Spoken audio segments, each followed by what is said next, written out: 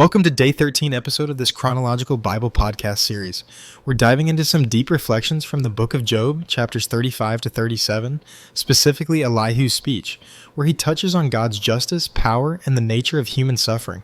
How are you feeling about this part of the story? I'm definitely intrigued, especially by Elihu's approach. His words feel like a rebuke, but also an attempt to clarify Job's misunderstanding. He questions the righteousness of people who think they can outdo God in matters of justice. Yes, Elihu starts with a powerful question. Do you think this to be your right, or do you say, my righteousness is more than God's? He's challenging Job's argument about his suffering, suggesting that human righteousness doesn't affect God's nature or decisions. Do you think Elihu is right in his critique? Well, Elihu is trying to shift the focus back to God's greatness. He points out that human righteousness or sin doesn't influence God's character, because God's justice is beyond our understanding. But on the other hand, isn't there still a part of Job that feels justified in his pain? Absolutely. Job is deeply frustrated and questioning why he's suffering despite living righteously. Elihu, though, argues that the divine order is much greater than personal suffering. His message seems to be that God's decisions aren't meant to be understood from a human perspective. What do you give God with your righteousness? Well, he asks, pointing out that God's essence is not changed by human actions. That's an interesting point. Elihu talks about the skies being higher than us, which seems like a metaphor for how our limited understanding can't fully grasp the magnitude of God's will. It makes you think about our tendency to demand answers from God as if we're in control. Right? Elihu's main point is that humans can't expect to fully understand or manipulate the divine. He says, if you are righteous, what do you give him? And implies that God doesn't need our righteousness to fulfill his divine purpose. In fact, he suggests that people often cry out to God when they're in trouble, but don't truly seek understanding. That's fascinating. He goes on to talk about how the wicked don't cry out for help, even when bound by afflictions. There's this contrast between the righteous who call out for help and the wicked who don't. Do you think Elihu is saying that suffering can be a wake-up call, urging people to recognize God's presence? Exactly. Elihu seems to believe that suffering is an opportunity for growth and redemption. He says that God opens people's ears in their affliction, suggesting that hardship can lead to spiritual enlightenment. Suffering isn't pointless. It's a way for God to guide people back toward righteousness. But at the same time, Elihu warns against turning to material wealth or power in times of distress. He questions if riches or strength can save you when God decides otherwise. This seems like a reminder that no earthly security can shield us from God's will. It's a powerful message. He says, would your wealth sustain you in distress, or all the might of your strength? This challenges the idea that we can escape suffering through worldly means. It's not about accumulating wealth or power to shield yourself from hardships.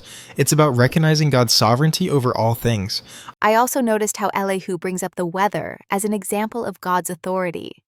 He talks about how God controls the rain, snow, and even the thunder. It's almost like he's saying, look at the world around you. Everything is under God's command. It's a humbling thought.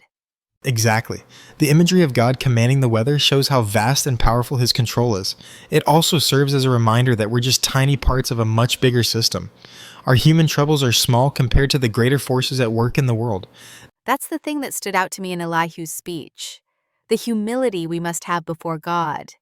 He ends by saying, we can't reach the Almighty. He is exalted in power. It's a call for reverence, acknowledging that we're not in control, and sometimes our suffering is part of a larger plan we may never fully understand.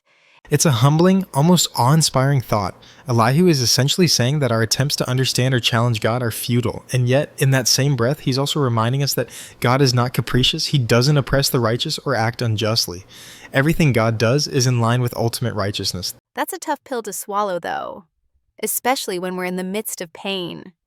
Job's struggle is real, and while Elihu's words are meant to reassure, they also feel like a rebuke to our desire for answers. Absolutely. It's hard not to feel that Job's pain is being minimized in Elihu's speech. He seems to dismiss Job's questions, saying that Job's talk is empty and full of words without knowledge. It's tough, but it's also a reminder of how much bigger God's perspective is. And yet, isn't there something comforting in knowing that our suffering isn't wasted? Elihu emphasizes that God uses affliction to open people's ears to instruction. So maybe the lesson here is that we're not abandoned in our pain.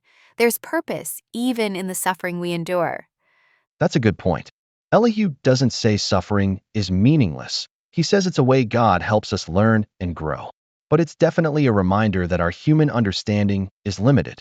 Job, and by extension, all of us, have to wrestle with the fact that God's plan might not be something we can immediately grasp. True. And there's this idea in Elihu's speech that we don't see the full picture. He says, "But behold, God is great and we don't know him."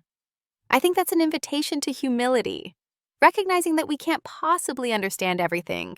But that doesn't mean God isn't just or good. Exactly. There's mystery in God's ways, but that doesn't mean we should lose faith or become angry. Instead, Elihu calls us to trust in God's wisdom, even when we don't understand the reasons behind our suffering. It's definitely a challenging perspective. I think it also makes us reflect on the nature of justice. We tend to equate suffering with injustice, but Elihu suggests that there's a deeper justice at play, one that's beyond our immediate comprehension. That's a good takeaway. Elihu's words push us to consider that maybe, just maybe, justice isn't always about immediate rewards or punishments. It might be about a long-term plan that we're not privy to. It's a lot to digest, but I think it's a good reminder to step back and see the bigger picture. We may never fully understand why things happen the way they do, but we can trust that there's a purpose behind it all. Absolutely.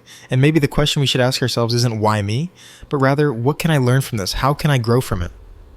That shift in perspective might be key to finding peace, even in the midst of hardship. I couldn't agree more.